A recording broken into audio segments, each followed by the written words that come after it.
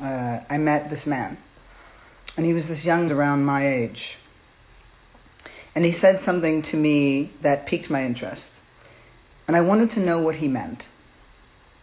And we got further into the dialogue. And I asked him how he knew what he knew. Because he spoke as if he was sort of in tune with the world. And I wanted to know where he felt this connection. And I said, how do you know that? And he said, well, I don't necessarily, because I don't watch the news. And I found this really interesting, this concept of not watching the news. Now, don't get me wrong. Most of us get our information from social media these days, and a lot of it comes without all the bias that happens in mainstream media. But what I've learned, someone says, I don't watch the news, it's a more loaded thing. So I said, why don't you watch the news? And he's like, I don't like to pay attention to things like that. I'm trying to stay positive. I don't want that negativity in my life. And I found that this happens in so many places. And I found that this happens everywhere. This idea that in order to maintain a kind of positivity, a kind of happiness, we have to turn our eyes and our minds and our hearts away from other people in the world and what's happening in the world. And if you think about it, most of us have been trained to do this our entire lives. We see something that makes us uncomfortable, something that's sad or tragic, or something unavoidable, like death, which is perhaps the most tragic thing of all. And we turn our eyes away. And we turn our eyes away because in this country, and really across the West, we are taught that the individual is the most important thing, that I am more important than you, and that I am responsible for my own happiness. I am responsible for my own care. I am responsible for my own health. And I think that those things are true to an extent. We are responsible for finding our happiness. We are responsible for having a relationship to our health and to protecting and defending it. But what if we lived in a society that had no interest in those things at all? And what if we lived in a society that actually made it incredibly difficult for those of us to access happiness or health or wellness or joy? What if we lived in a society like this?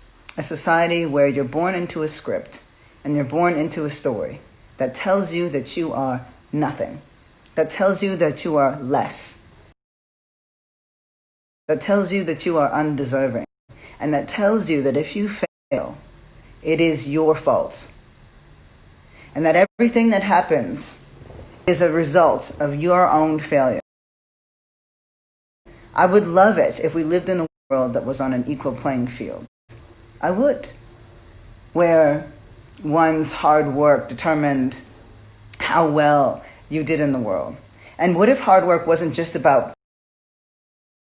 producing, but was actually about finding out who you are? But let me tell you something. If we lived in a world where work meant wealth and wellness, single mothers would be the wealthiest people in this country and in the world. And so we know that what we think of as being completely under our control is not. And I understand it because I used to believe that too. I used to think that I could control much of what was happening around me, and it made me feel more agency. But I kept running on that wheel, and I found myself in a similar place again and again and again. And I've been thinking about this conversation that I had with this man who said, I don't watch the news. I try to stay positive. When we turn away from what happens in the world and from what happens to people in it, when we only spend time looking at ourselves, I want to tell you something but what it means to only look at ourselves. For one, when we start conditioning ourselves to turn away from anything that's hard, we end up turning away from the work that we desperately need to become more involved people, more present people. Because love is hard work. Love is hard.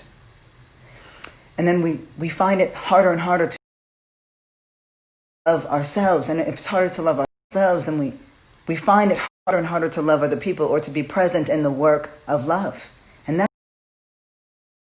all activism is. Love work. Working towards joy. And I want you to understand something. I want you to understand what happens when we believe in this notion of individualism, as if we are the only ones that matter and the only ones that can be responsible for our success. And I want to be clear, we have control, we have agency insofar as our social location allows. Yes? Insofar as our social location allows. Because remember, poverty is on purpose, right? It's a manufactured reality. It's not something because of people's failure, but it's framed as personal failure. But what I want you to understand, and what I want you to be here with me in this, I want you to understand this. If we only look at ourselves, and if we only hold ourselves as the benchmark for what is possible, nothing is ever going to change. And we get stuck on our identities as a thing that is the determinant for what kind of life we should live or could live, and what kind of people we care about. And how much pain that we've experienced should never, or our lived experience, should never dictate how we care or show up for other people who look differently than we do. I want to tell you what I mean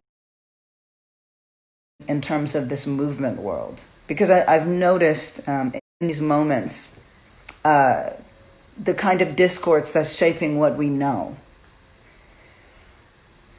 And I have noticed that for a lot of white people who don't necessarily know the project of whiteness, which is to say, it is not so much an identity as it is a project that we live within. Yes?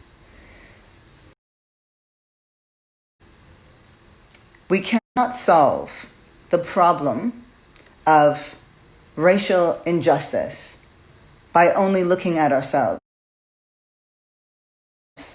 And by extension, whiteness cannot solve the problem of racial justice, or injustice rather. Whiteness cannot solve the problem of racial injustice or racial inequality by only studying itself. Are you with me? Do you understand what I'm saying? If we are only looking at ourselves as the benchmark, if we're only focusing on our experience as the idea, that which should shape the universe and the world around us, we're missing the point. And the point is that we can only win this thing if we're connecting with each other, if we're building with each other in meaningful ways. That's the only way that we're going to win.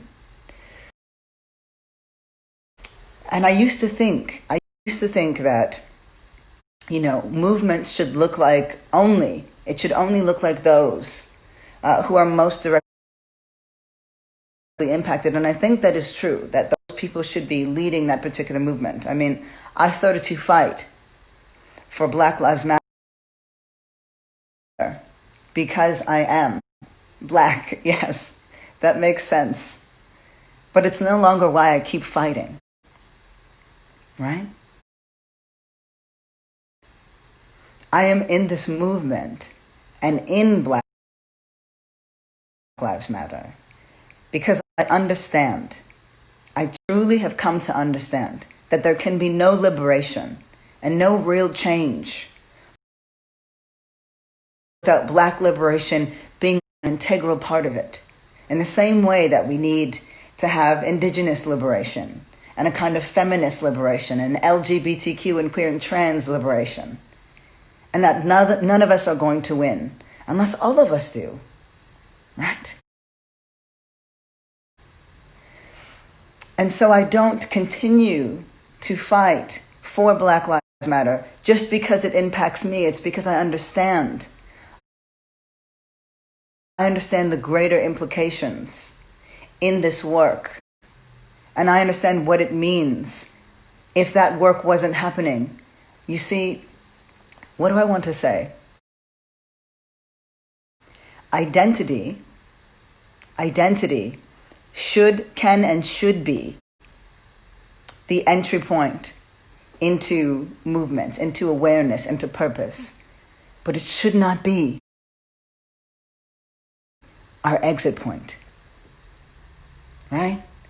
I am not only seeking to rebuild colonialism to be more convenient for someone like me.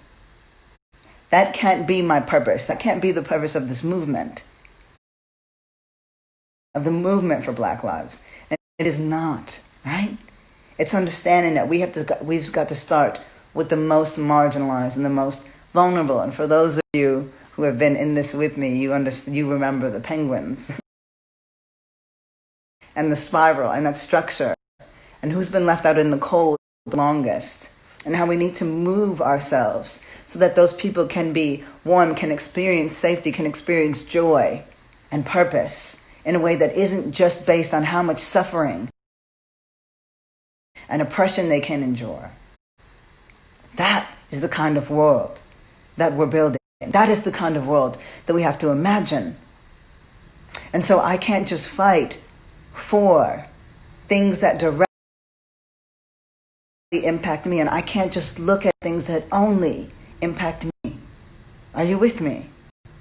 Do you understand what I'm saying? And so, for many folks who are coming into this movement time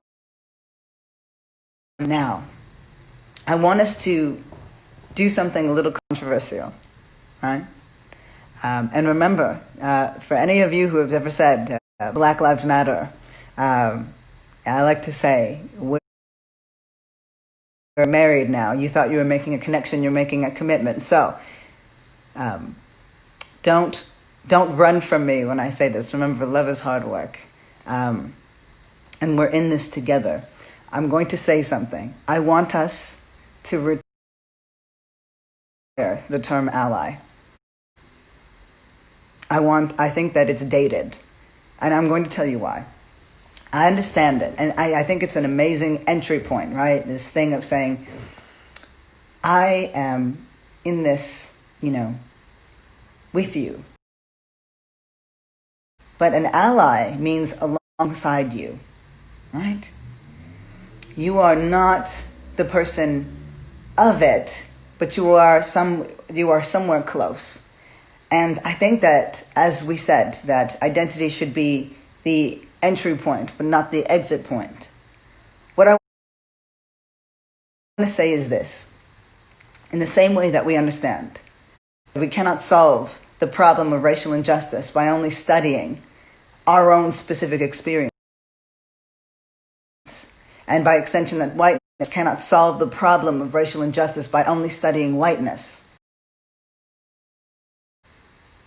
What I want you to know is this. When I hear the term ally, and I think our job is to expand and build out on language, I'm understanding someone that has come into this thing understanding, right, that their specific experience is not my own. And that makes complete sense. But I want you to know something. We're married now. And so when you say, I am an ally to Black Lives Matter, I think that there's a sort of half in, half out, because we're still afraid. We're afraid of taking too much. We're afraid that we're going to misrepresent who we are, because a lot of our work is around identity, right? But you are not an ally to Black Lives Matter. You are a Black Lives Matter. You may not be the spokesperson, right? We have to earn our stripes. We all have to. But you are Black Lives Matter. That is the only way that we're going to move into a place where we are fighting for each other's struggles as if they're our own. That is the only way that we're going to adopt them as our own. You are not an ally to Black Lives Matter. You are Black Lives Matter. You are this movement. When I say movement, where do you see yourself in it? It can't just be me alone, yes? And this is such an important moment for growth, personal growth. Because the movement can't grow unless you and we grow with it. And so we have to expand and evolve our language. And so I no longer need people to, and we've tried, right? We know that there's limitations to the concept of allyship, and we tried to make it something else. You know, I've seen ally, I've seen comrade, I've seen co-conspirator, accomplice. And those are all very cute things, very fun things, very serious things as well. But ultimately, it was trying to troubleshoot a design that was flawed to begin with. I don't need you alongside me where you can opt in and opt out because you're not sure where you fit or where you belong. You see, we're in this together now. We are in this thing together now. So I need you to understand that when we say things like, you know, I'm an ally. If I were to say, for example, that I am an ally to feminism, what does that mean? Or am I an affirmative person with an affirmative vision? I am a feminist. And so it gets more complicated because we see this thing as an ideology. We see it as something that we can be a part of. But we're not sure, right? So many of you are not sure if you can fully be a part of this movement. And I'm telling you this, it's time that we retire some of these notions around the limitations of identity. We are bound to each other, and we have to be bound by values and practices. And this is what I need you to know when I talk about the movement can't grow unless you grow with it. So many of us, we have felt alone our entire lives. For some of us, and I know for myself, I have felt alone and been alone for the majority of it. And were it not for my calling, a calling that many of you are experiencing for the first time, I would not have been able to build the communities that I have so, and the family, and the purpose that I have so longed for. And the only way that I was able to do that was to take the pain that I feel, and the loneliness that I feel, and the isolation that I feel, that I saw every time that I looked in the mirror. And I used it as an offering. I used it as a tool, not for destruction, because the only thing that I was destroying was myself. And by extension, there were anyone around me, right? We become so destructive when we aren't bound by purpose and we have so much pain. And if we're only looking at ourselves and only looking at pain, we're never truly going to change. We're truly going to heal, because remember, it's not just about what you stand for, it's about who you sit with. And so we have to tie our experiences to each other. And we cannot see ourselves as just something alongside or just an ally to a struggle. No, your struggle is my struggle. You are not an ally to Black Lives Matter. You are it. That is what it means to be married. We are committed to each other now. You may have known it when you said it, but you know it now. Yes? And I want to tell you about this work, about the importance of it as we move away from these notions of allyship, which are dated and don't speak to where we are now. We should be evolving the language. We should be expanding on it, right? We should be earning our stripes. And what I want to say is this. This is what we are. This is truly what this movement calls us to do. It calls us to look at the things that we have been avoiding our entire lives, the pain that we have been avoiding our entire lives. And when we finally look at it, when we finally look into the abyss, that for some of us has been our lives, and is certainly much of the society that we live in. When we look into the abyss and we remember that our calling is not to make people see the light, but to be the light,